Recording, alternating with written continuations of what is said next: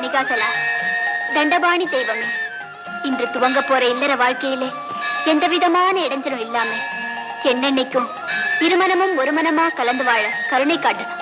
அது மட்டும் இல்ல ஆண்டவனே, எங்களுக்கு பிறக்க போற குழந்தை